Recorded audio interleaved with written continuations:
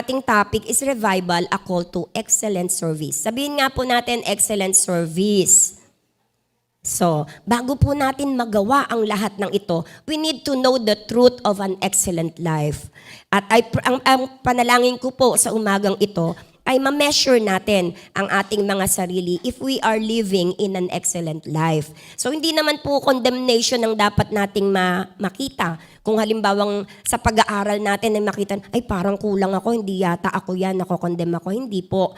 Sa bawat bagay na naririnig natin, don't let condemnation ay mag-build up sa ating mga puso. Dapat po doon ay matuto lang, no? Ganun pala. So tanggapin natin and let us improve ourselves for the glory of God. Amen po ba?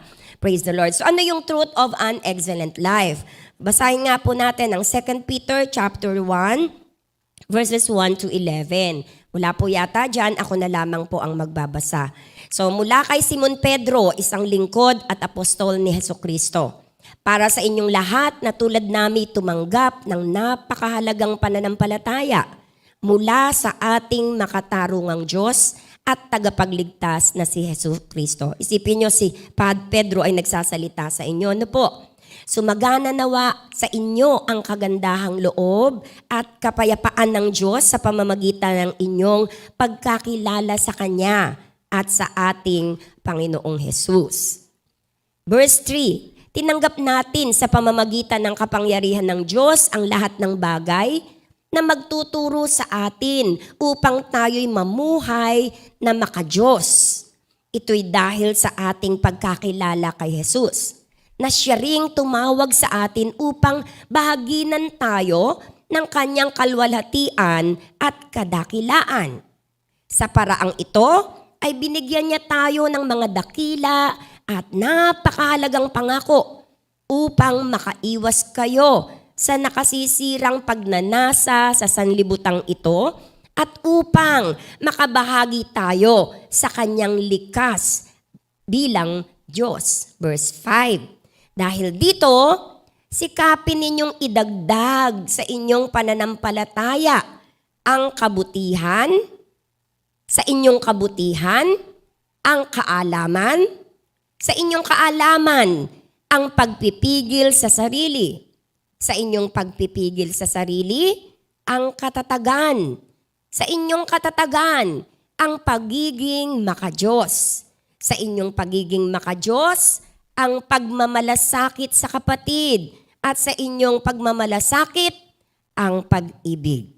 Kung ang mga katangiang ito ay taglay ninyo at pinagyayaman ang inyong pagkakilala sa Panginoong Jesucristo, ay hindi mawawala ng kabuluhan at kapakinabangan.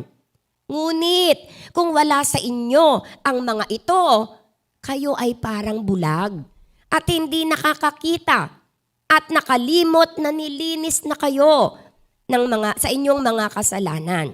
Verse 10, kaya nga mga kapatid, lalo kayong maging masigasig upang matiyak ninyo na kayo ay tinawag at pinili ng Diyos. Kung gagawin ninyo ito, hindi kayo matitisod. Sa ganitong paraan, kayo'y malugod na papapasukin sa walang hanggang kaharian ng ating Panginoon at tagapagligtas na si Jesucristo. So tinagalog ko po yung verse na yan para self-explanatory. At kung tayo po'y nakinig at inisip natin si Pedro ang nangungusap sa atin, ang nagsasalita sa atin, and we take that, I believe na naintindihan po natin yung binabanggit ni Pedro. Amen po ba? Praise the Lord. So hindi lang basta tayo ay na-born again. Hindi lang basta pananampalataya upang mamuhay tayo na makikita si Jesus sa ating buhay. Kasi hindi ba Jesus is the light of this world at ang Jesus na yan ay tinanggap natin sa buhay natin kaya tayo ay may liwanag. Kaya dapat yung pananampalataya ay dagdagan natin, hindi para maligtas. Okay po ba? Maliwanag po ba yon? Kasi we are saved by grace through faith. But we are still living in this world. Kaya tayo po yung ambassador ng Panginoon dito sa mundong ito. Kaya ang sabi nga ganun dagdagan ang pananampalataya. Why? Hindi para maligtas. Dagdagan ang pananampalataya para makita ng tao ang liwanag, para makita ng tao si Kristo sa pamamagitan ng ating mga buhay. Huwag po nating lilituhin yung ating sarili. Kailangan pala, bukod sa pananampalataya ko kay Jesus, magpakabait ako, magkaroon akong self-control. Pag hindi po yun pinag-uusapan ng kaligtasan. Ang pinag-uusapan po natin ay pamumuhay kay Kristo bilang isang Kristiyano. Amen po ba? Sabi po nung 20-year-old athlete sa isang state senators, we are a nation in need of character and in need of doing the right thing. Tayo daw po ang sabi nitong 20-year-old athlete na to, tayo isang bansa na nangangailangan ng karakter. Sabihin nga po natin, karakter. And in need of doing the right thing. At kailangan ng bansang ito ang isang tao na gumagawa ng tama. Tama ang dapat na ginagawa. So dito po sa ating binasa ngayon, nakafocus po tayo kay Pedro. At si Pedro po ay nagbibigay ng reminder sa mga mananampalataya kung paano na ang mga precious promises ng Diyos na ibinigay sa atin na nakakilala sa Panginoon ay magiging dahilan para masustain natin yung ating pananampalataya. At kung tayo ay mananampalataya ng ating Panginoong Hesukristo, we should live an excellent lives. Amen po ba? Sabihin mo nga sa katabi mo, you should live an excellent life. Kung tayo'y mananampalataya ni Kristo, dapat nabubuhay tayo ng isang buhay na ekselente. Isang buhay na ekselente. At para naman tayo mabuhay ng isang buhay na ekselente, we must understand what God has already given us. Ano yung mga ibinigay na ng Diyos sa atin para magamit natin ito. No? Kapag naintindihan natin, ano yung binigay ng Diyos sa akin? Pangalan niya. So, paano naman ang gagawin natin? We need to understand and know what God has given us so that we can use our maximum effort para ma-build ang lahat ng binigay ng Diyos sa ating mga buhay. Yung mga pangako ng Diyos na ibinigay sa ating buhay. Yung mga prinsipyo ng Diyos na ibinigay ng Diyos sa ating mga buhay.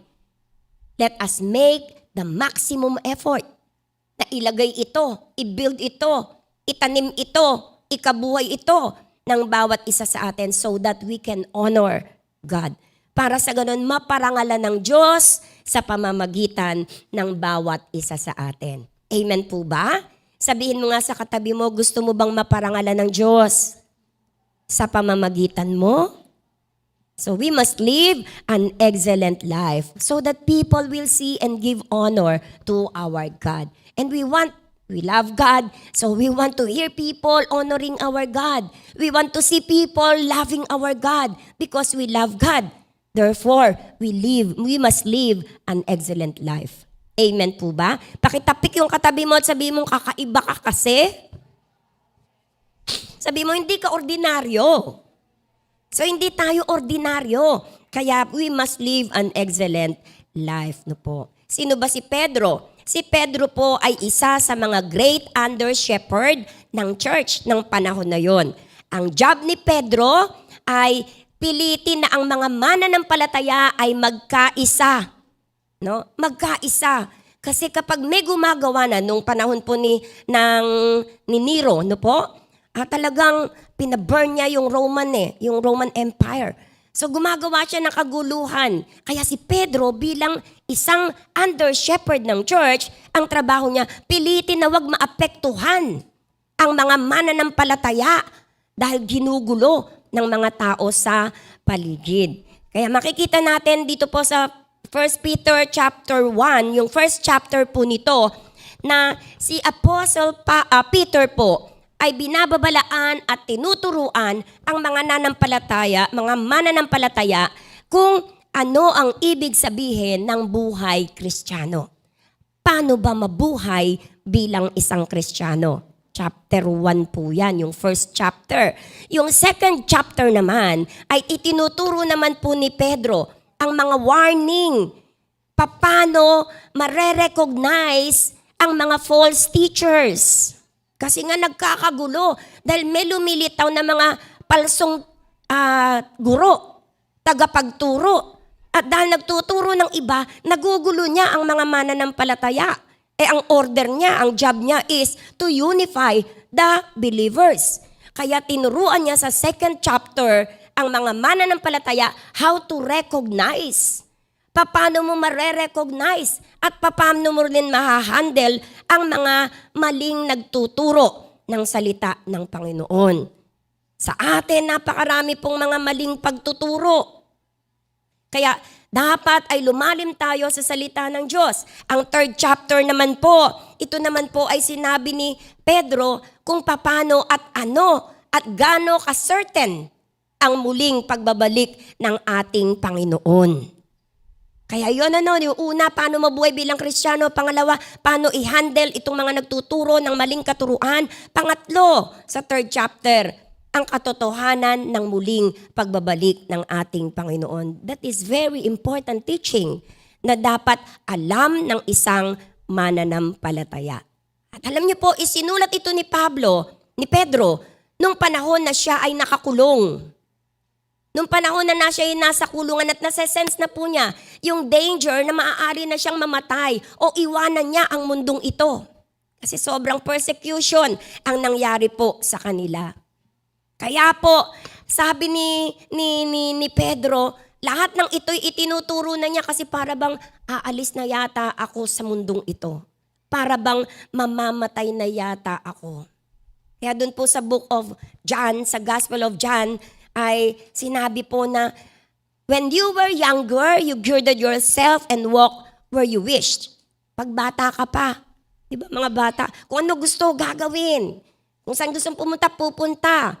And another will gird you and carry you when you are old. No po? Kapag tayo matanda na, ini-stretch na natin yung mga kamay natin, nag-iinat na tayo, hindi na natin magawa kung ano yung wish natin, basta-basta, kasi nag-iisip na po tayo. Kaya ang sabi po, this is spoke signifying by what death he would glorify God. Kaya may mga bagay na gusto niyang gawin, hindi na niya magawa. Pero kailangan gawin niya ang anumang bagay para mabigyang karangalan ng ating Panginoon. Traditionally po, ang pagpatay ay ginagawang crucifixion. No po? Pero si Pedro po, namatay po si Pedro, ang kamatayan niya, kinrucify din siya. Pero hiniling niya na wag yung naka-crucify na nakaganyan. Hiniling niya kasi sabi niya, it's my honor and privilege na maranasan din ang kamatayan na naranasan ng kanyang Panginoon.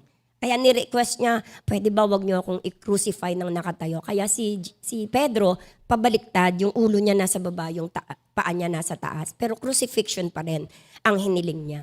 Hanggang kamatayan, upside down ang pagkakapako kay Pedro at ito ay hiniling niya kasi kinount niya ang kanyang sarili to die worthy of the same kind of death kung paano ang kanyang Panginoon ay namatay. God has made every believer certain and unique and precious promises that sustains him in troubled times. Imagine yun nangyari kay Pedro. Anong nagsustain sa kanya? Bakit ganun siya katapang na hindi lang ako i-crucify? Bakit ganun ang kanyang prinsipyo at mentalidad? It's an honor for me to be crucified and die the same kind of death as my Lord. Bakit naging matibay siya sa ganitong kalagayan?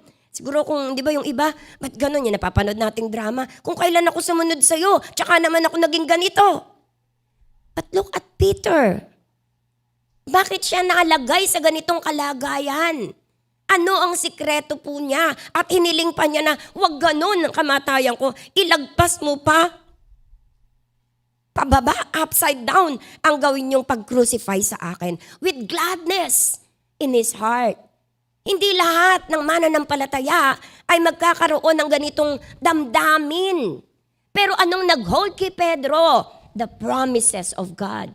The principles of God. The Word of God. Kaya nasustain niya yung mga trouble na dumarating sa kanyang buhay. Tayo po, mga magulang at kapatid, napakaraming pangako sa atin ng buhay, ng pag-asa, ng pag-iingat, ng kaligtasan, na ibinigay ang Panginoon sa atin 2,000 years ago. Ang daming pangako ng Diyos na ibinigay sa atin. Why? For us to be able na sa mga mabibigat na sitwasyon ng ating mga buhay, we will still live an excellent lives. Like Peter. Amen po ba? Hindi po ang buhay sa mundong ito ay laging masaya. Hindi po ang buhay sa mundong ito ay laging masagana. Hindi ang buhay sa mundong ito ay laging maganda. But we need the promises of life, hope, salvation, protection na ipinagkatiwala at ibinigay ng Diyos specifically for us so that we can sustain to live a Christian life in this world.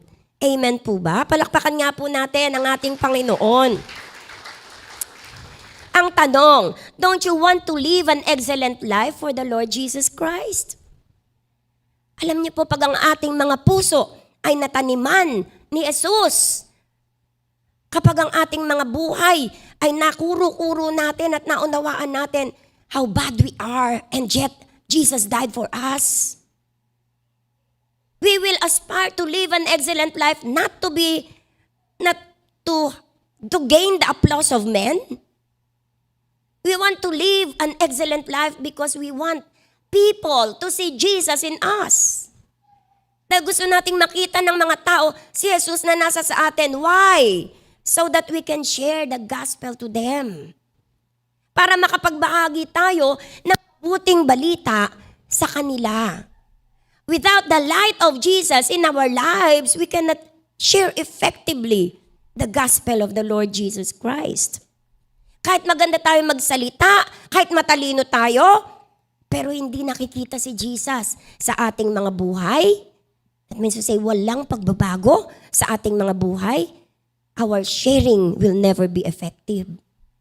Hindi siya epektibo unless you are transformed men who are used by God to share His good news. Kaya nga good news ikaw ang unang tumanggap. Pero kapag nag-share tayo ng good news na hindi makita kung paano mo tinanggap ang good news na yan, our sharing to other people will never be effective. That's why we desperately need to live an excellent life. So we want to live an excellent life, not for ourselves, but for our Lord Jesus. Kaya si Pedro po ay ituturo sa atin how. How can we live an excellent life? Gusto niyo po ba yon? Amen? Praise the Lord. So number 1, an excellent life is connected to God. Without God, we can do nothing. We cannot live an excellent life if our life is not connected to an excellent God. Amen po ba? Paano natin i-describe ngayon ang ating fellowship sa ating tatay, sa ating Diyos in the past days? How's your fellowship with your Father? How are you connected with your Father in the past days? Are you close to Him? Ikaw ba'y naging malapit sa Kanya? Na-enjoy mo ba ang fellowship with our Lord? Nakapag-spend ka ba ng time to read His Word? Upang sa ganon ay marinig mo ang tinig ng Ama mo para sa'yo? Kumusta po ang connection natin sa ating Panginoon? To live an excellent life, we must always be connected to our God. Amen po ba? So wag nating maliitin ang ating mga devotion. Wag nating maliitin ang ating quiet time. Pag sinabing quiet time, you are quiet, reading the Word of God so that you can hear the voice of God. And you are praying to God so that you can communicate your heart to your Father.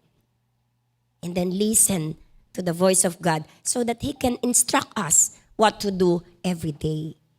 Are you connected? If you want to have an excellent life, we must be connected to our Father. Sabi po, one way to have a great connection with the Lord is to simply have one-on-one time with Him every day.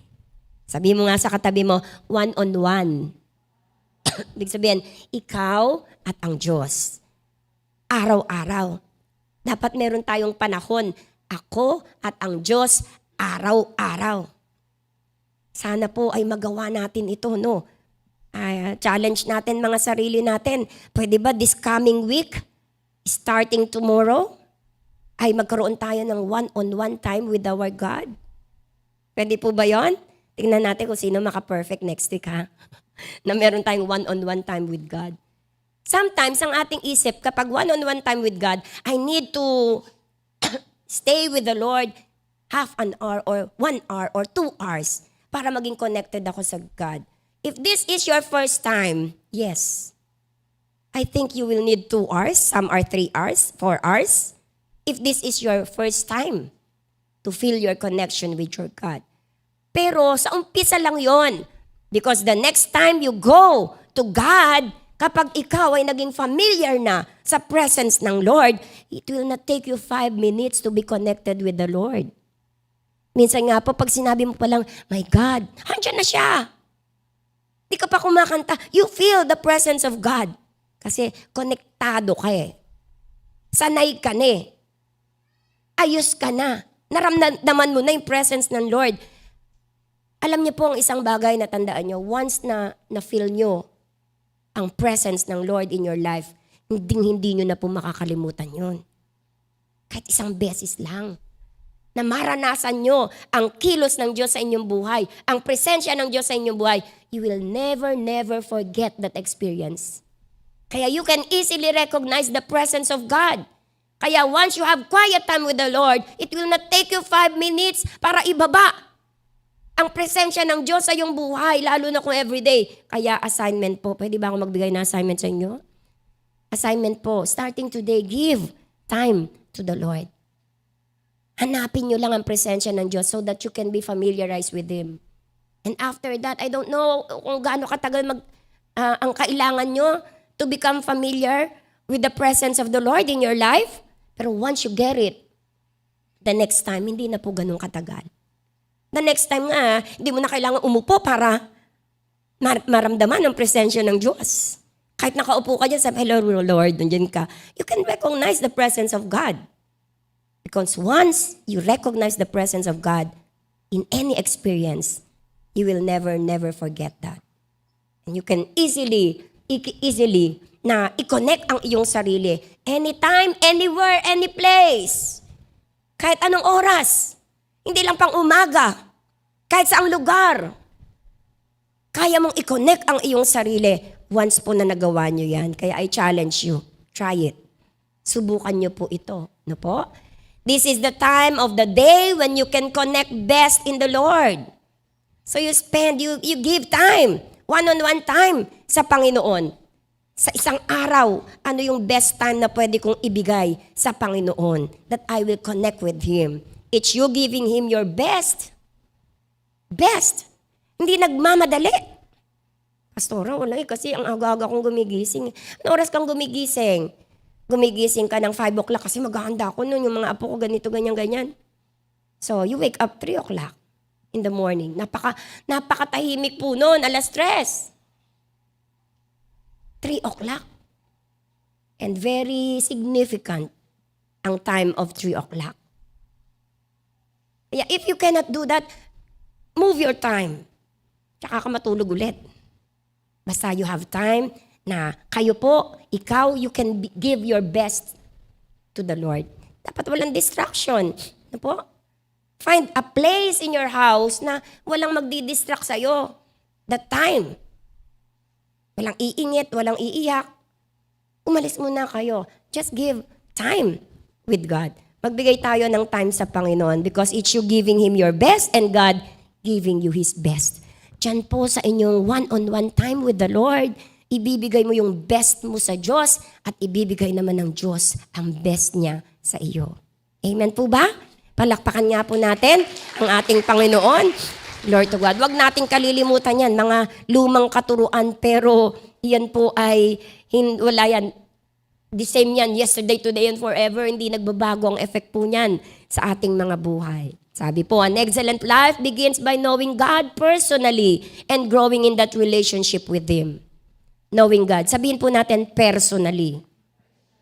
Iba po kasi yung kilala natin ng Diyos sa nababasa natin, sa history, sa narinig natin.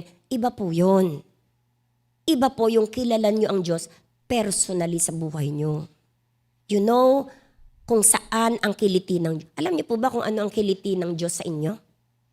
Saan nyo nakikiliti ang Diyos? Alam niyo po ba yon? You should know God personally in your life.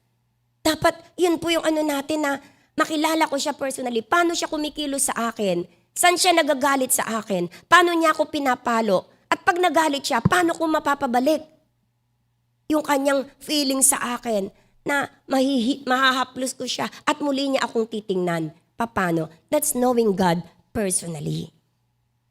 Paano nangungusap ang Diyos sa akin? Sa oras ng mga problema at pagsubok, ano ang kilos ng Diyos sa buhay ko? That is knowing God personally. And all believers should experience that. Ako po sa akin, kapag ang Lord kung kumilos sa akin personally is this. Sometimes, God is testing me how deep is my love for Him. Kapag siguro nakikita niya ang aking attention ay napupunta na sa iba at nagkukulang sa Kanya, ay siguradong tetestingin ng Diyos kung gaano ko siya kamahal. Paano tetestingin ng Diyos ang pag-ibig? Wag sa inyo, sa akin. So, gagawa siya, hayaan niya may mangyari sa buhay ko until such a time na parang wala ka nang magawa. Diyan na parang excited ang Lord na makikita. Wala na magawa si Kay. Tingnan ko ngayon kung gaano mo ako kamahal.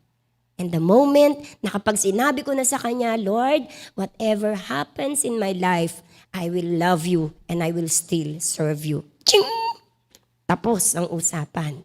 Nakiliti ko na ang Diyos noon. At lahat ng mga bagay na nangyayari, babalik na siya sa dapat niyang kalagyan. Kasi napatunayan ng Diyos, narinig ng Diyos sa aking mga labi that I will still serve Him and love Him. Yun ang kiliti ng Diyos. Ganun ko kinikiliti ang Diyos in troubled times. How about you? Kilala na ba natin ang Diyos personally sa ating buhay? How He deals with you? Paano siya nagdi-deal sa atin? Paano siyang nagpapakita ng mga bagay na gusto niyang ipakita sa atin? How well do you know your God personally? Not intellectually. Oh, all of us, alam natin, ang kilala natin ng Diyos dito sa isip. But God wants to reveal Himself to you personally. Sabi mo sa katabi mo, personally. Praise the Lord. And this should be our aim, no? To know God personally. Kaya in everything na nangyayari sa buhay nyo, hanapin nyo siya dahil nandun lang po siya. Amen po ba? Sa kaligayahan nyo, nandun siya, hanapin nyo. Huwag nyo siyang kalimutan. Hanapin mo paano kumikilos ang Diyos in times na masaya ka. Pag nalungkot ka, hanapin mo ang Diyos kung nasaan siya sa kalungkutang iyon at makikita mo. And you will know God personally. Amen po ba? Palakpakan nga po natin ang ating Panginoon. Knowing Jesus more and more ought to be the cry of every believer's heart na makilala natin ang Diyos. Kasi iba talaga kapag kinilala natin siya sa sarili nating kaisipan, hindi natin maiintindihan ng Diyos. Sabi ng Isaiah, my thoughts are not your thoughts, my ways are not your ways. Paano tayo magtatagpo? Paano tayo magkakaintindihan ng Diyos kung iba palang isip niya sa isip mo? Paano natin maintindihan ng Diyos? Paano tayo magkakaintindihan ng Diyos kung iba pala ang paraan niya sa paraan mo? We should know God personally. Knowing you, Jesus, knowing you, there is no greater thing na dapat nating malaman at maranasan sa mundong ito, kundi makilala natin ng personal na pamamaraan ang ating Diyos na buhay. Amen po ba? Praise the Lord. At sabi po ng John chapter 17 verse 3, at ito ang buhay na walang hanggan, ang makilala kanila na iisang tunay na Diyos at si Jesucristo na iyong isinugo. Ito ang tunay na buhay. Makilala natin ang Diyos na iisang Diyos. Wala nang ibang Diyos. Walang ibang Diyos-Diyosan na aagaw at magte-take over ng ating puso, kundi ang ating Panginoong Yesus lang. Amen po ba? Kailan ba nate-take over ang ating mga puso? Hindi lang po sa panahon ng hirap. Even sa panahon ng katagumpayan, may nagte-take over sa ating mga puso. May umaagaw ng ating atensyon sa Diyos higit sa kapanahon ng kasaganaan. Amen po ba? Hindi ka na magpe-pray, nasa iyo na lahat eh. Kakatakot, no? Kaya hindi lang tayo matatakot sa mga problema ng buhay kapag tayo ay pinagpapala na ng Diyos. Kapag tayo ay pinagtatagumpay na ng Diyos, iisa pa rin ang ating Diyos at iyon ay wala yung iba kundi ang Panginoong Yesus. Hindi ang tagumpay, hindi ang popularidad, hindi ang koneksyon, hindi ang kayamanan, iisa pa rin ang ating Diyos, ang Panginoong Jesucristo. Amen po ba?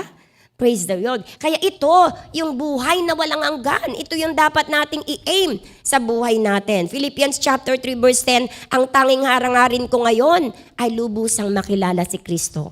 Maranasan ng kapangyarihan ng kanyang muling pagkabuhay. Makibahagi sa kanyang mga paghihirap at maging katulad niya sa kanyang kamatayan. Ang sabi po ni Pablo. Kaya ang sabi po ni David, as the deer panted for the water, so my soul panted for you. Kung paanong nauuhaw ang isang usa sa tubig, ang aking kaluluwa ay nauuhaw din para sa iyo. May this be the prayer of our hearts. Naway ito'y maging panalangin ng bawat isang mananampalataya tagasunod ni Kristo. Nang ating puso'y mauhaw. Kapag ikaw ay uhaw na uhaw, walang makapipigil. Ang hirap mauhaw. Amen po ba? Naranasan nyo na bang uhaw na uhaw kayo? No? Ang sarap ng tubig. Kapag uhaw na uhaw tayo, parang gusto mong isang timba ang inumin mo kapag uhaw na uhaw ka.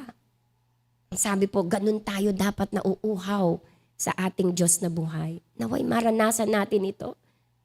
Pwede po bang yumuko tayong lahat pumikit? Tayo po'y manalangin. Ama naming Diyos, sabihin niyo po, Ama naming Diyos, uhawin mo po ang puso kong ito sa pagmamahal sa iyo.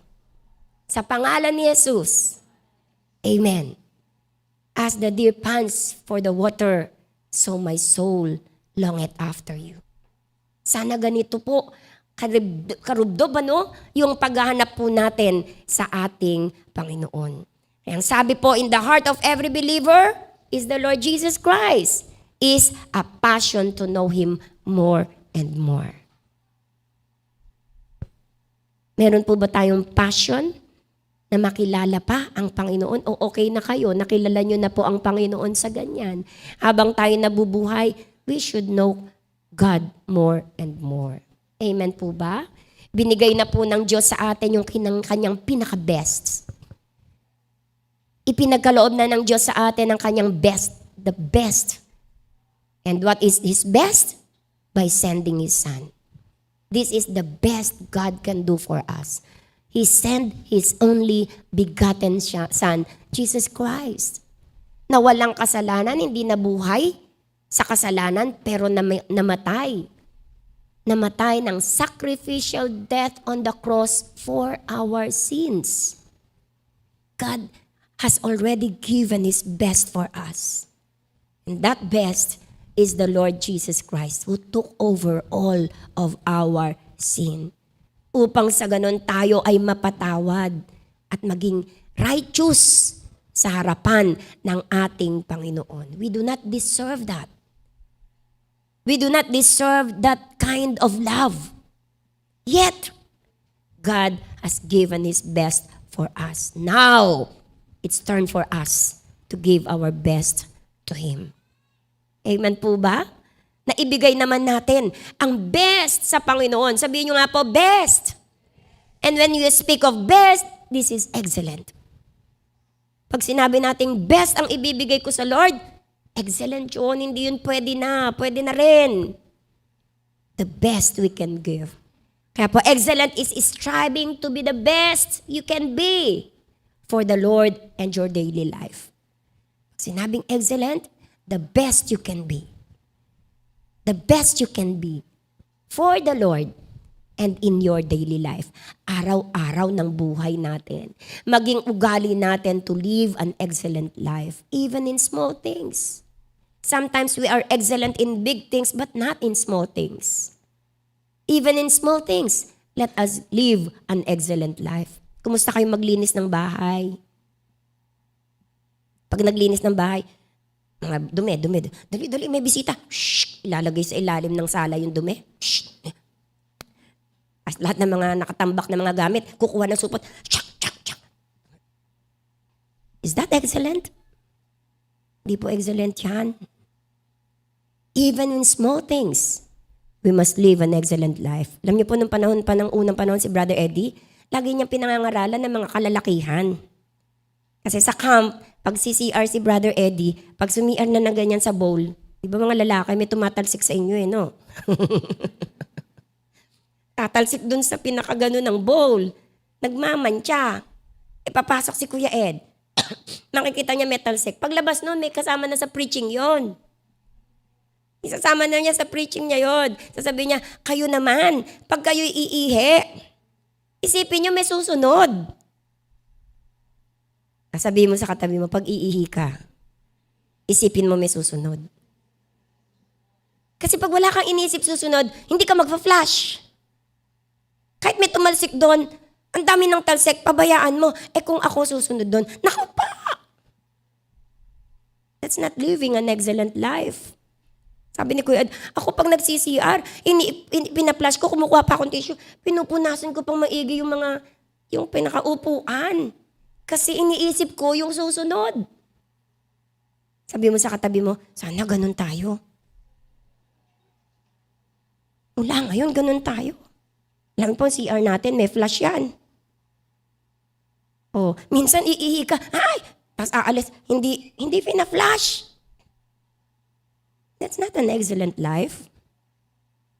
Maliit na bagay lang po yun. Pero makikita if we are excellent. Amen po ba? Palagay nyo ba, masishare nyo yung sumunod sa SM? Sa SM, nag-CR kayo. Upo. Hindi nyo binuhusan. Baho. Tapos paglabas, i-sharean mo, naku, di nga nagbuhos to I-sharean ako, di nagbuhos. Even in small things, we must live an excellent life. Amen po ba? Do everything with excellence. Kaya hindi po pwedeng yung manyana habit, yung may gagawin tayo, pagpapabukas nyo pa. Sabihin mo nga sa katabi mo, huwag kang ganun, walang manyana habit ang mga JIL people Santa Maria. Because why? Sa akin po, hindi mo magagawa ekscelente trabaho mo pag pinagpapaliban mo. Kasi pag pinagpaliban mo, baka dumating yung time, hindi mo na kayang gawin. So ano na lang, bara-bara na lang? Kaya nagiging bara-bara ang trabaho natin at hindi nagiging ekscelente kasi hindi natin ginawa agad. Kaya bara-bara na lang. Kasi running against time. Running against time. Why are you running against time? Because of manyana habit. Dapat po, kung meron kayong pagkakataon na gawin na kaagad, gawin nyo na kaagad. So that you can develop that, you can review that, and do it excellently. Amen po ba? Alam nyo, pag in-apply nyo to sa buhay nyo, hindi lang sa inyo bilang Kristiyano, even in your job, you will be promoted. Napopromote kayo. Kasi you are doing your job excellently. Amen po ba? Sabi mo, JIL Santa Maria ka. Kaya dapat excelente ka. Amen po ba? Palakpakan nga po natin ang ating Panginoon. So always strive to do your best. God's given you His best in Christ Jesus. Have you given Him your best out of love, gratitude, and devotion to Him?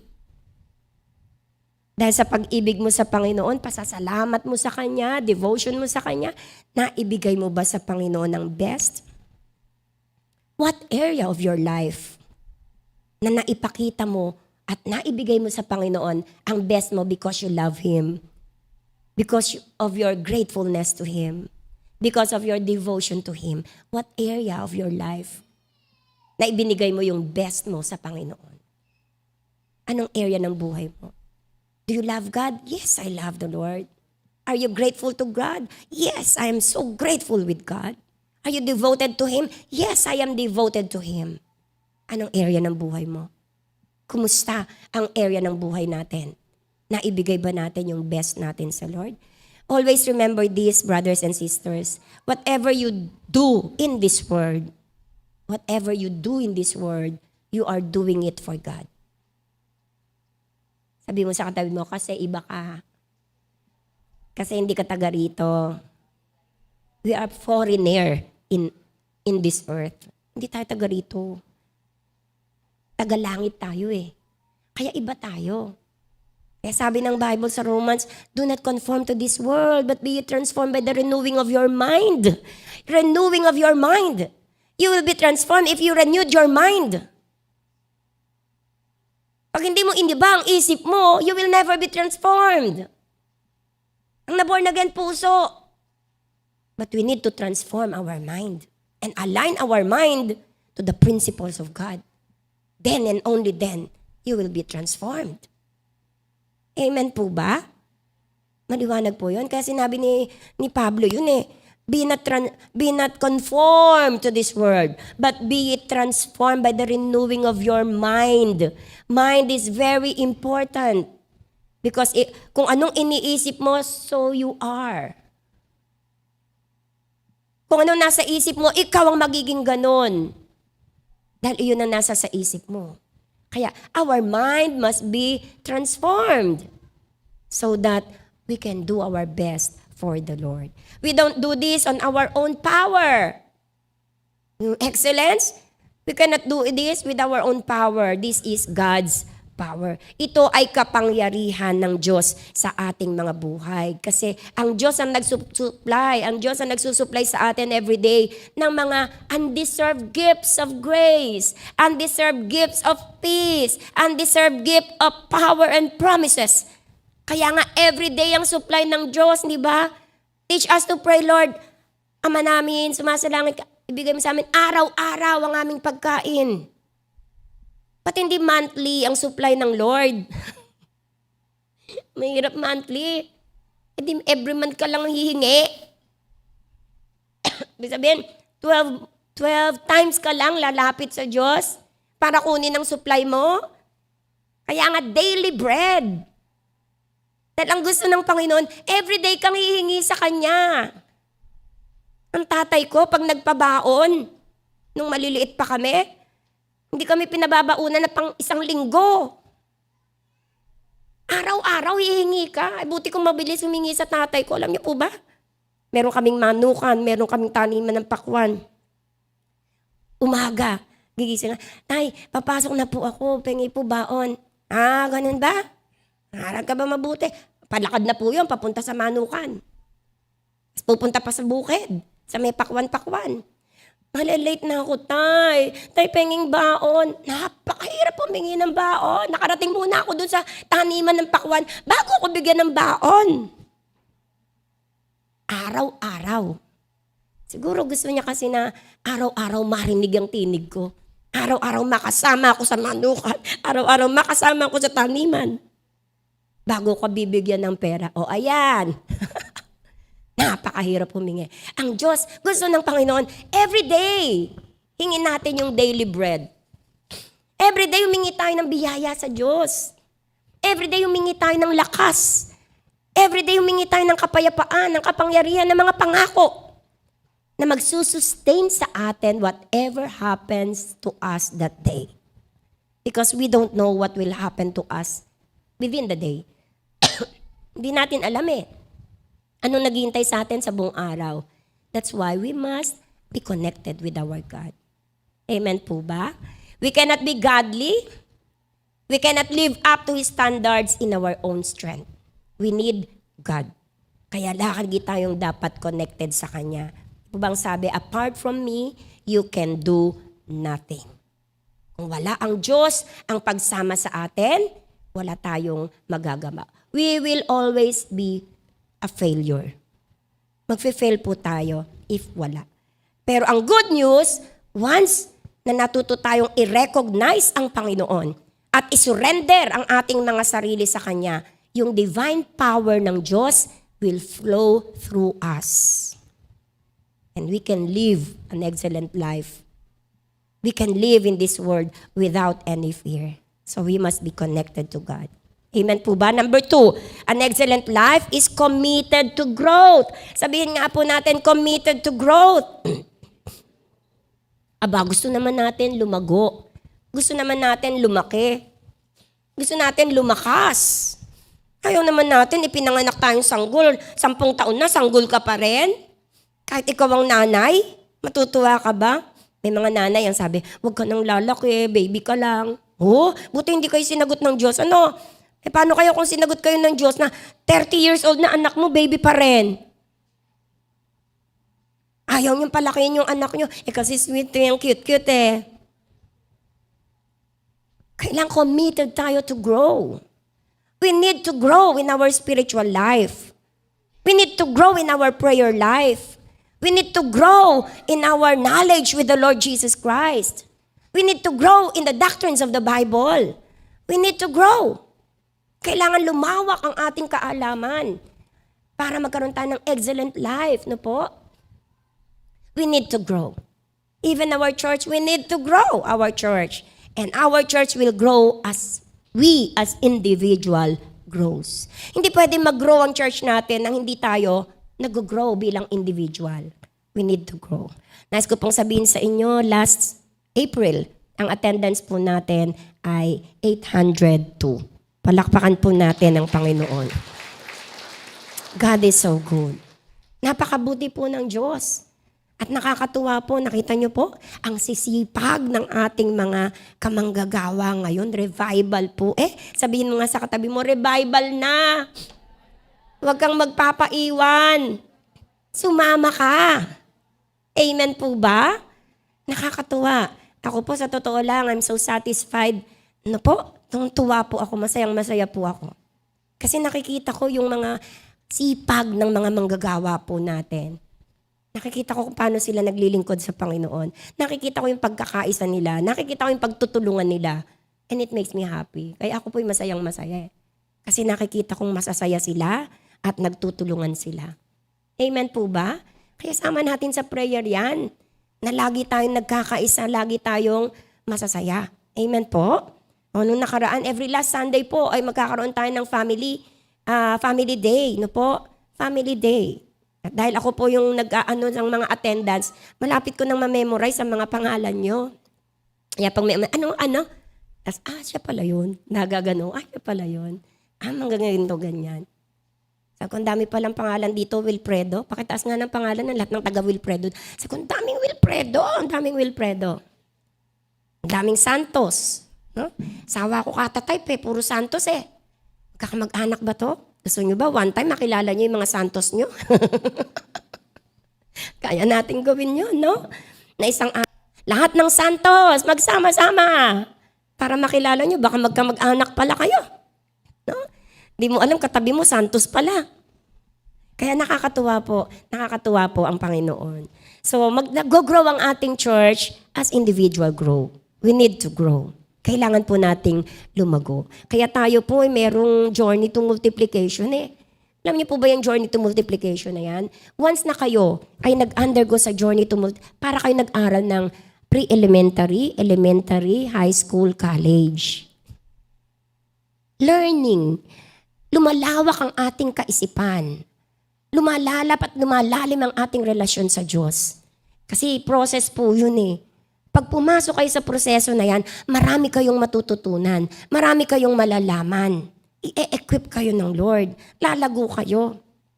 Mahirap din po yung uma-attend tayo na preaching lang ang alam natin. Ang dami nyo pa pong dapat matutunan. Napakadami pa po nating dapat malaman in the spiritual world. Napakarami pa po nating dapat malaman na prinsipyo ng Diyos. Napakarami pa po nating dapat malaman sa nangyayari sa ating kapaligiran. Lalo na napakarami nating dapat malaman in spiritual things. Maring napakarami na nating alam sa physical things, physical na mundo. How about spiritual world? Kung saan doon tayo. Dapat marami tayong alam na ganyan. Aral. Dapat maituro to. Ang dami-daming dapat ituro. Dapat marami tayong malaman. Sabi nga ng Bible, we wrestle not against the flesh and blood. Alam niyo ang laban? Hindi naman sa kaharap niya eh. Hindi ko kalaban si Sister Luisa. Hindi ko kalaban si Sister Adelita. Hindi sila kalaban ko. Hindi flesh. Sabi ng isa, kasi yung tatay, ang dami-daming problema ng nanay. Hirap na. Ilampung taon na talaga nagdurusa yung nanay. Gusto nang bumigay, gusto nang humiwalay. We wrestle not against the flesh and blood, but against rulers of darkness, spiritual wickedness in high places. Ang labanan po talaga ng mga anak ng Diyos is spiritual. At kapag nanalo ka sa spiritual, magmamanifest sa physical. Pero baliktad ang ginagawa ng tao, ang nilalabanan physical. We are a spirit being. We are not a physical being. We are a spirit being. Ang tunay na ikaw ay espiritu na mayroong kaluluwa na nakatira sa katawan. Pero we are mastering our katawan, the physical things. We are mastering the physical things. Pero wala tayong kamuwang-muwang at kaalam-alam sa spiritual things. You are a spirit. Tayo'y mga espiritu na merong kaluluwa na nakakakita, nakakarinig, nakakaramdam, nakakahipo, at nakatira lang sa katawang ito. Kumbaga sa eroplano, ito yung suit natin, ito yung lalagyan lang ng tunay nating pagkatao. And so many people are very much concerned with this body, but not the true self, but that the inner one.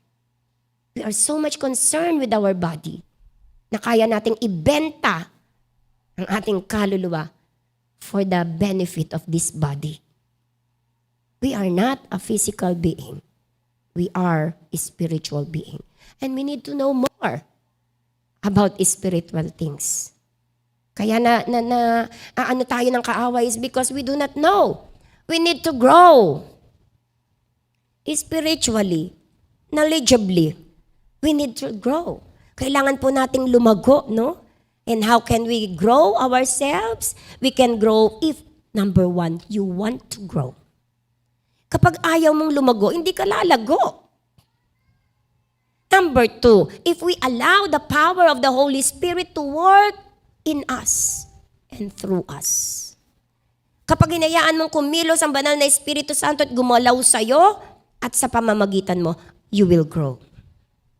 Another thing, if we practice the truth of the Word of God, we will grow. If we are just hearing the Word of God, but not doers of the Word of God, we will never grow. Ito lang ang pinalalago natin. Nakakatakot po. Pag ito ang pinalago natin, alam niyo ba ang resulta ng isip lang ang pinalalago? Yabang. Pride. Sabi ng Bible, pride goeth before destruction. Kapag ang isang tao yumabang, pabagsak na siya. Bakit yumayabang? Puro dito. Ang dami ko nang alam. Dami ko nang alam. Hindi pwedeng dito lang po. We must be doers of the Word of God. Kung anong naririnig natin, natututunan natin, we must be doers of the Word of God. If we practice the truth of the Word of God, we will grow. Tayo po ay lalago. Amen po ba? Sabi ni Aristotle, we are what we repeatedly do. Excellence is not an act. It is a habit, ang sabi ni Aristotle. Kaya kapag ang isang bagay paulit-ulit mong ginawa, ikaw yun. Magiging ikaw yun, nangupit ka. Ay, no, sorry. Inulit mo, paulit-ulit. Gagawin mo na yan, ikaw na yan. Kung ano yung mga habit natin, paulit-ulit natin ginagawa, nagiging ikaw yun. Kaya sabi ni Aristotle, we are what we repeatedly do. Kapag paulit-ulit kang nagsisinungaling, ikaw na yun. Kapag nag-ulit ka na gumagawa ng mali, ikaw na yun. Repeatedly doing one thing, nagiging ikaw yun. Pero ang sabing ganon, excellence, hindi to isang akto. It is a habit. Excellence is a habit. Ibig sabihin, ang habit natin. Imbawa, habit mo na, tingnan niyo po yung, hindi po ba, minsan pag nagpipreach laging, si Kuya Ed, yung ginaganyan. Kasi lagi niyong ginagawa. Habit niya ginaganon yun. Iba-iba no? Ako ewan ko kung ano nakikita nyo sa akin. Palagay ko nakikita nyo lagi akong gumaganito. No? Yan. Pero may iba po yung gaganyan yun. Hindi ko nasasabihin kung sino. No? Habit. Yung laging pag gaganunin niya yung pantalon niya, itataas niyang ganun yan. O meron namang, no? Pag nagsalita, lagi nagsushoot. Habit. Excellence is a habit. Hindi mo na automatic. Ginagawa mo kasi habit na yun eh. So if you are excellent, yung excellence nyo dapat maging habit nyo in everything. Amen po ba? Palakpakan nga po natin ang ating Panginoon. Ang tanong, anong klaseng habit ba ang dinidevelop natin sa buhay natin? Ano na yung naging habit nyo? Tuwing ganitong oras, magbubukas ng TV, manonood, dahil may programa tayong habitual nating sinusundan. O kaya naman, yung mga K-drama na inaabangan natin, di ba yung new episode, minsan, darating pa yan sa Saturday. Malapit na mag-Saturday. Meron ng susunod na episode. Habit. So anong habit ang na-develop natin sa ating buhay ngayon? Sa panahong ito. Ano po? Sabi ni Howard Hendricks, I've never met a Christian who planned to have a mediocre life. But I've met plenty of mediocre Christians. Sabi niya, hindi pa ako nakakilala ng isang Kristiyano na nagplano at naging karaniwan lang ang buhay. Ang nakita ko, maraming Kristiyano, ang karaniwan lang Kristiyano. What habit? Anong habit meron po ang buhay ng bawat isa sa atin? 2 Peter chapter 1 verse 8. Kung ang mga katangiang ito ay taglay ninyo, yung binasa natin kanina, dagdag sa pananampalataya, ang ganito, pag-ibig, biyaya, self-control, everything. Sabi ganun, kung ang mga katangiang ito ay taglay ninyo at pinagyayaman, ang inyong pagkakilala sa Panginoong Hesukristo ay hindi mawawala ng kabuluhan at kapakinabangan. Kaya yung pong bagay na yun. No? Peter says, we start with our faith. We surrender our life to the Lord Jesus Christ and make Him Lord of our lives.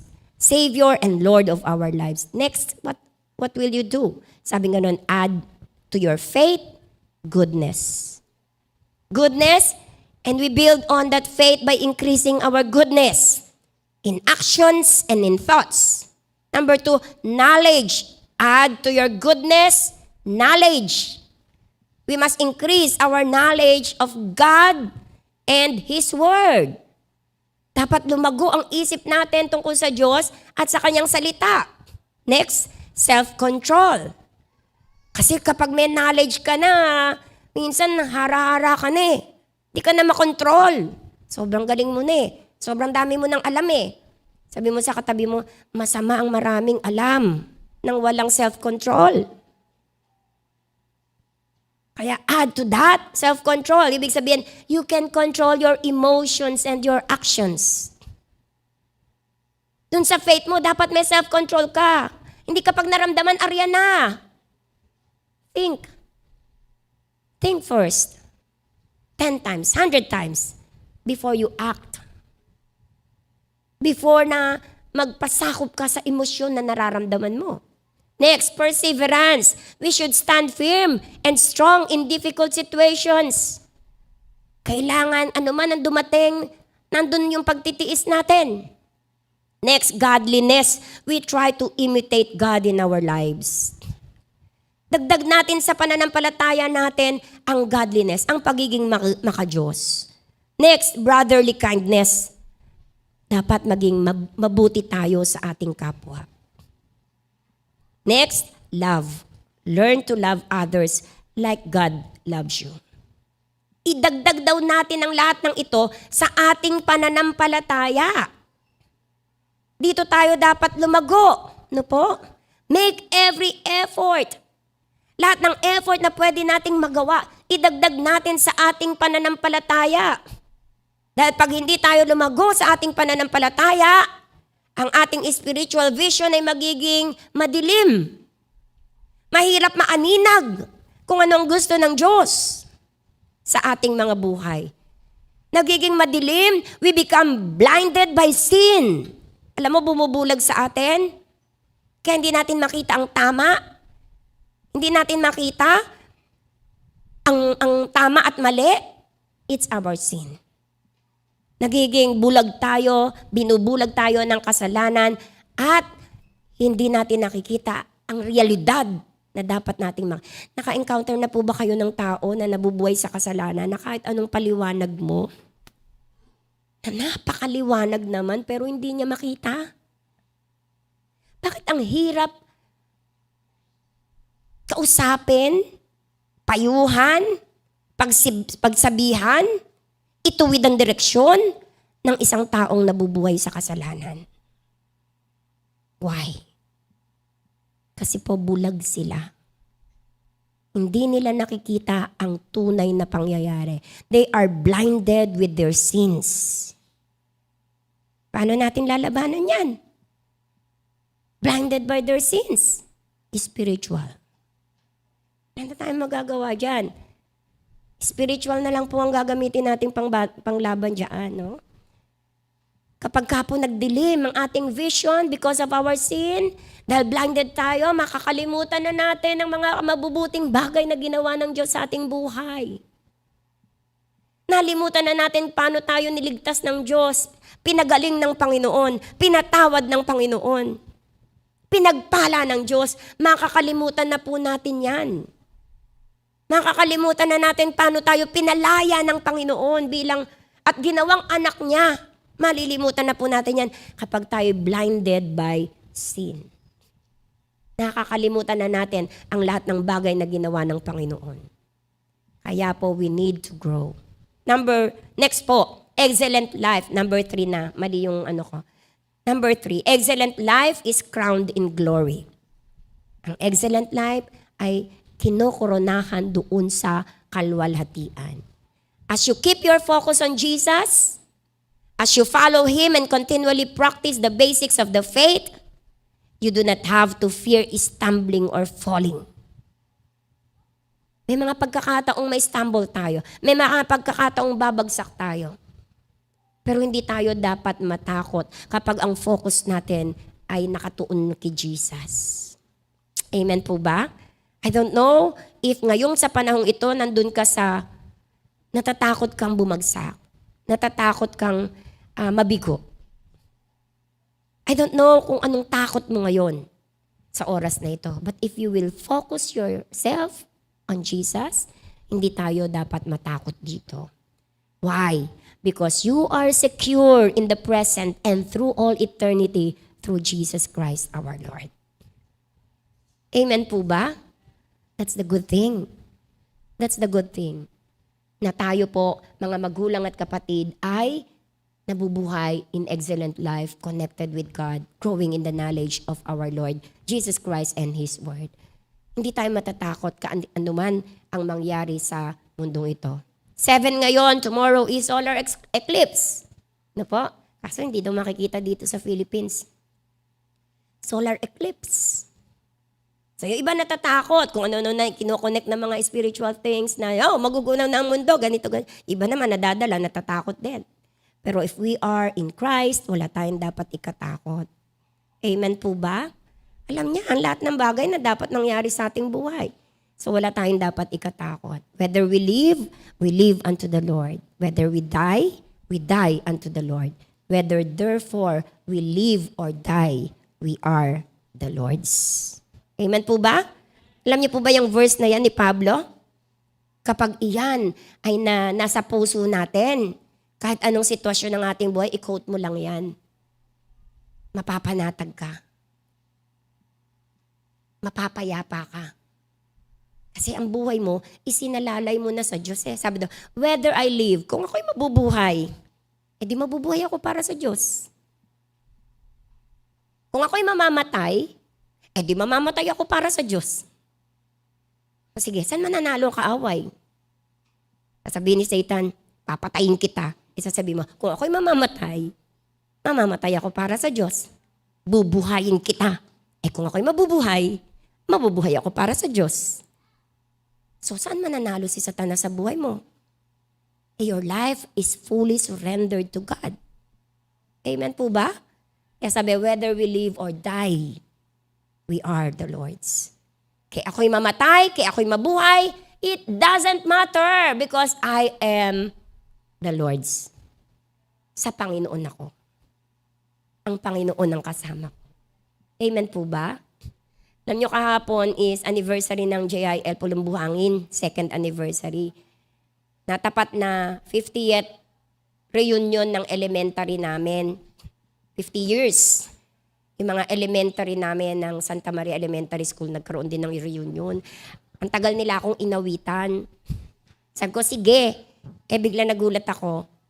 Eto palang anniversary natin, 8. Sabi ko, paano kaya hatiin katawan ko? Ganito, ganyan, ganyan. So, nag-start ako. Sabi ko, pulumbuhangin muna ako. Tatakbo ako ng Central School. Alam nyo, sabi ko, huwag na kaya akong pumunta? Nakita ko, nagpipicture-picturean na sila. Kung pipicturean na sila, nahiya ako. Pupunta ako doon, late akong darating, huwag na kaya. Kaya lang nag-aano yung puso ko na, ayoko.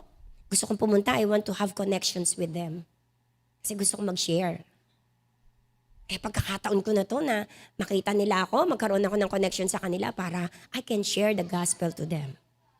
Kaya kahit late po ako, edi nagpunta ako doon. Sabi ko, salubungin mo ako, nahihiya ako. Wala akong t-shirt. Meron kang t-shirt dito. So sinalubong po ako. Pagpasok ko, nagmimisa. Tapos sa totoo lang, para ako napunta sa ibang mundo. Hindi ako sanay talaga. Di pagpasok ko, di nagmimisa. Di naupo ako. Tapos nag-communion. Pumunta doon yung pare, nag-communion. Ako naman yung nag-cellphone para hindi na ako makita. Isa-isa yung pumupunta, ganyan. Tapos maya-maya ng konti, after nun, kakain na. Naku po, train na ng mga San Miguel beer. Beer po? Sabi ko, hindi. Tapos may tumawag sa akin, lumabas ako saglit. Pagbalik ko, may hawak na silang bingo. Nagbibingo na sila. Kaya sabi ko, hanggang anong oras tayo dito? Sabi niya, siguro mga 5, uubusin daw yung pagkain eh. Ganun. Kaya ako sabi ko, magpapaalam na ako. Kaya nagpaalam ako. Pero nakapag-share ako ng 3 classmate ko. Alam ko pa natin ang Lord. Kaya medyo ano naman ako dahil yung mga katabi ko, na-sharean ko naman ng Word of God. Kaya, let us, whatever happens in our situation, we are secure with God. Secure po tayo sa Panginoon dahil siya yung gumawa ng langit at lupa, wala tayong dapat na ikatakot. Amen po ba? Praise the Lord. Siya po ang dapat nating puntahan in our failures, in our success. Kailangan natin si Jesus. Kailangan natin ang ating Panginoon. Kahit sabi mo nagtatagumpay ka, kailangan mo ang ating Panginoon. And our goal must be becoming like Jesus. Amen po ba?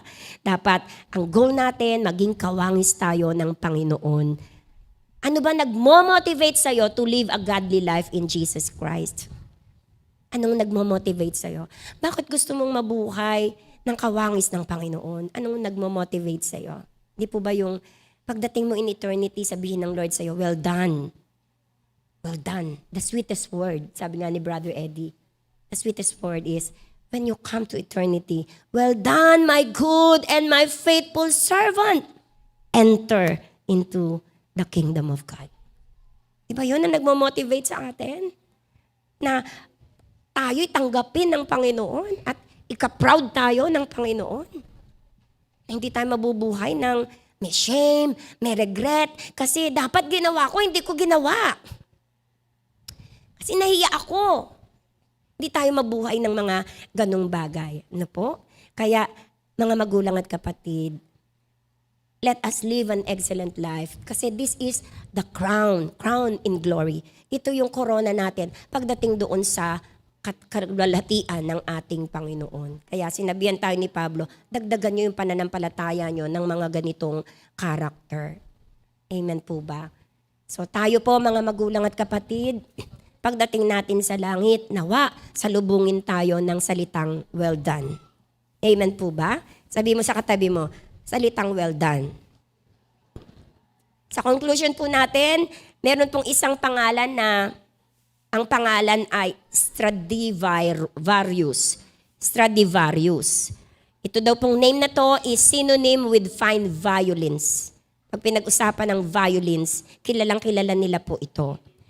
At ito daw po ay katotohanan sapagkat itong si Antonius Starvarius, ang lagi niyang ini-insist sa mga nagtatrabaho sa shop niya ay gawin nilang perfect.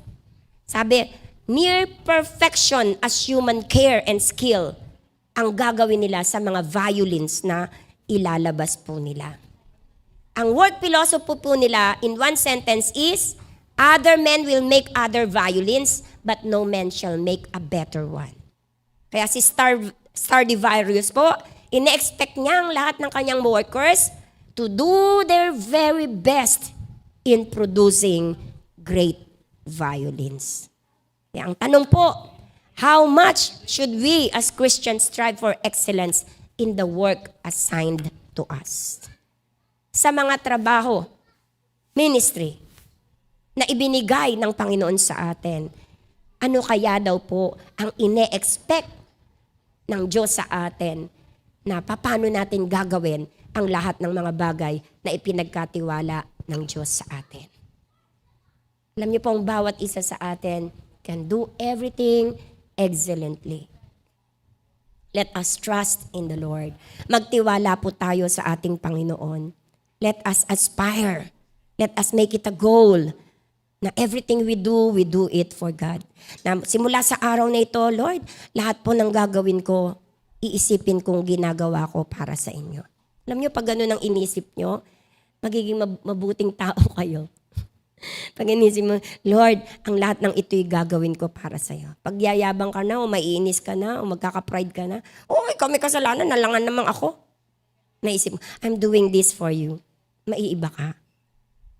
Let us make it our goal to strive for excellence because we are serving an excellent God. Amen po ba? Praise the Lord. Tumayo nga po tayong lahat, mga magulang at kapatid. Hallelujah. Ang Diyos ay natutuwa sapagkat nakikita po niya once all of us, kapag lahat tayo natanim ang katuroang ito, and we do everything with excellence, you will be promoted, you will be blessed, and many people will come to the Lord because of you. At napakasarap pong maintindihan at malaman na ang taong iyon ay lumapit sa Diyos dahil sa inyong mga buhay. Amen po ba? Dahil nakita nila that you are an excellent person. Ikaw ay excellenting person. At magugulat kayo sa mga promotions na mararanasan nyo po sa inyong buhay, sa inyong trabaho, sa inyong kumpanya, sa inyong negosyo. Dahil ang excellence po ay merong reward. Amen? Sige po, umawit tayo ng isang awit sa Panginoon.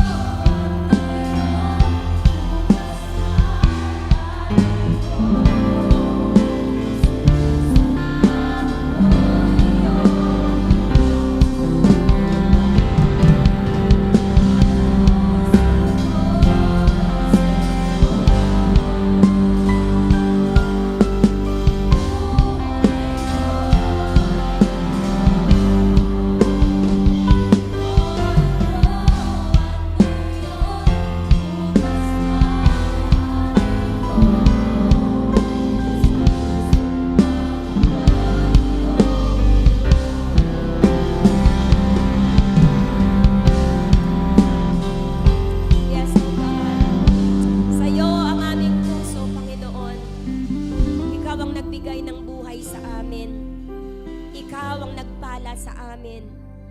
Ikaw ang nagbigay ng kaligtasan sa amin. Ikaw ang nagbigay ng kapatawaran sa amin. Ikaw ang nag-iingat sa amin. Ikaw, O Diyos, ang nakakaalam ng iyong dakilang plano sa aming mga buhay. Ang amin pong buhay ay iyong iyo. We surrender everything in us. Isinusuko namin sa iyo ang lahat-lahat sa aming mga buhay. Actually, Lord, hindi naman po amin ang buhay na ito. Ang buhay na ito ay iyo. Sinabi mo sa iyong salita, nilikha mo kami para sa iyong kasiyahan. Hindi kami dapat mabuhay para sa kasiyahan lamang ng aming mga sarili. Kami dapat mabuhay para sa iyong kasiyahan. Sa araw na ito, Panginoon, muli naming itinatalaga ang aming mga buhay sa iyo. Patawarin mo kami kung nabigyan ka namin ng kalungkutan. Patawarin mo kami kung nabigyan ka namin ng kahihiyan. Patawarin mo kami kung nabigo ka namin sa inaasahan mo sa amin. Patawarin mo kami sa aming mga kahinaan. Patawarin mo kami kung nahulog kami sa kasalanan. Patawarin mo kami kung napahiya ang iyong pangalan dahil sa amin. Patawarin mo kami, Panginoon. Tulungan mo kami na ang aming mga buhay ay maging kaaya-aya sa iyong harapan. Tulungan mo kami na ang aming buhay, sa aming buhay, makita ang liwanag ni Kristo. Malasahan ang asin na nagmumula sa iyo. Tulungan mo kami na magampanan namin kung ano man ang layunin mo at kami iyong nilikha. Tulungan mo kaming huwag ka naming mabigo sa mga bagay na inaasahan mo sa amin. Nagpapasakop kami sa iyo. Nagsusumamo kami sa iyo. Gawin mo ang nais mong gawin sa aming buhay na magpapaligaya sa iyo. Pag mong tingnan ang nais naming kaligayahan, tingnan mo ang anumang bagay na magpapaligaya sa iyo. Sapagkat alam namin, O Diyos, na ang mga bagay na magpapaligaya sa iyo ay higit na magpapaligaya sa amin. Tulungan mo kaming makilala ka sa isang malalim personal na paraan. Tulungan mo kami na maranasan ng iyong kapangyarihan. Araw-araw, maranasan namin ang iyong presensya. Na lagi kaming dudulog sa iyo, nakikipag-usap, hihingi ng gabay, upang magawa namin ang nararapat sa bawat araw. At ikaw ang tutulong sa amin. Ikaw ang gagabay sa amin. We just want to surrender everything to you, Lord. Lahat ng meron kami. Lahat ng ibinigay mo sa amin. Lahat ng ipinagkatiwala mo sa amin. Isinusuko namin sa iyo. Gamitin mo upang maparangalan ang iyong pangalan. Gamitin mo upang maitaas ang iyong pangalan. Panginoon, pagpalain mo ang iyong mga anak sa lugar na ito, spiritually. Uhawin mo kami sa iyong salita. Uhawin mo kami sa iyong presensya. Magpakahayag ka po sa amin. Gabayan mo kami na magawa ang nararapat at magawa ang tama. Mentally, tulungan mo kami, Panginoon, na ang aming mga kaisipan sa mga nangyayari sa aming mga buhay ay sumentro lamang sa iyo upang mapagtagumpayan namin ang anumang mga takot, anxiety, worries, Lord, fears na bumabalot sa aming mga kaisipan. Palayain mo ang aming mga kaisipan. Bigyan mo ng kapayapaan sa pamamagitan ng aming pagtitiwala sa iyo. Physically, pagpalain mo ang aming mga panlupang katawan. We cannot serve you with a weak body. Lord, we pray, renew our strength like an eagle. Heal this body from all kinds of sickness, disease, and pain. Create and even recreate every organs, every cells, every tissues in our body and make them whole as it was created in the name of Jesus. Walang sakit at karamdaman ang magtatagumpay sa aming mga buhay. At kung may nakapasok man na sakit at karamdaman sa aming katawan, let this be destroyed by the power of the blood of Jesus. Let this be destroyed by the stripes of Jesus. And we declare what you have said in your word. By your stripes, we are healed. Today, this is our declaration.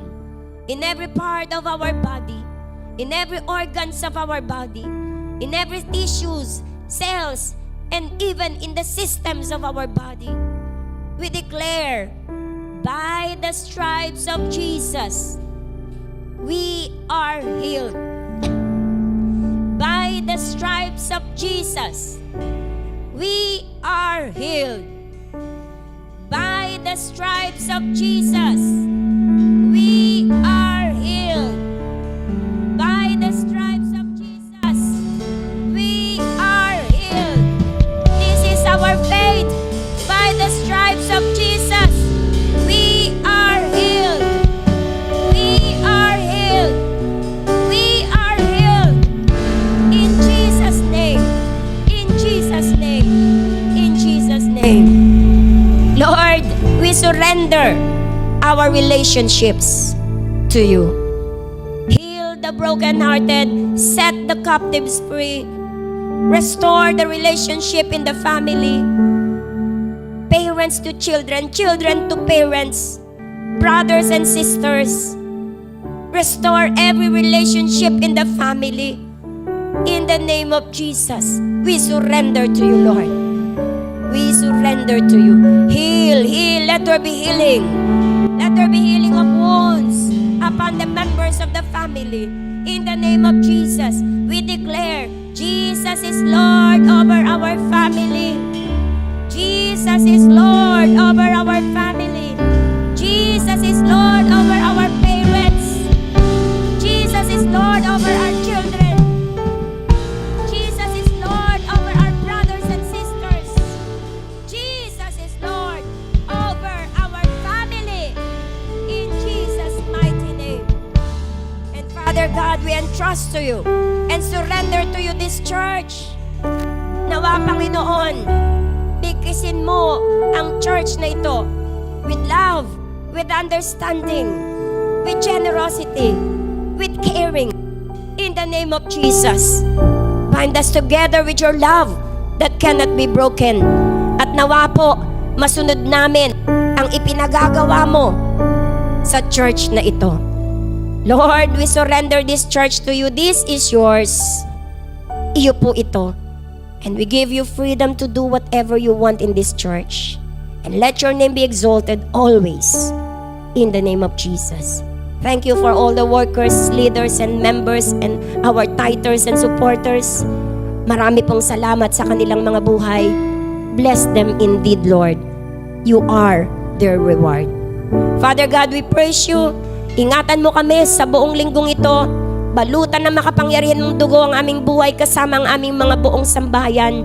At idinideklara naming walang anumang mangyayari sa amin na hindi mo kalooban. No untimely death, no accident. Everything that will happen to us this week is according to your will and according to your purpose. Because we dedicate this week to you, Lord. We claim the victory over this week and we promise to give you the glory. Balik mo kaming muli sa linggong darating, Panginoon, sa lugar na ito. May kasiyahan, may katagumpayan, Panginoon, sa mga bagay na ginawa mo sa aming mga buhay. To you we give all the glory, honor, and praise. In Jesus' mighty name we pray. Everybody says, Amen and Amen.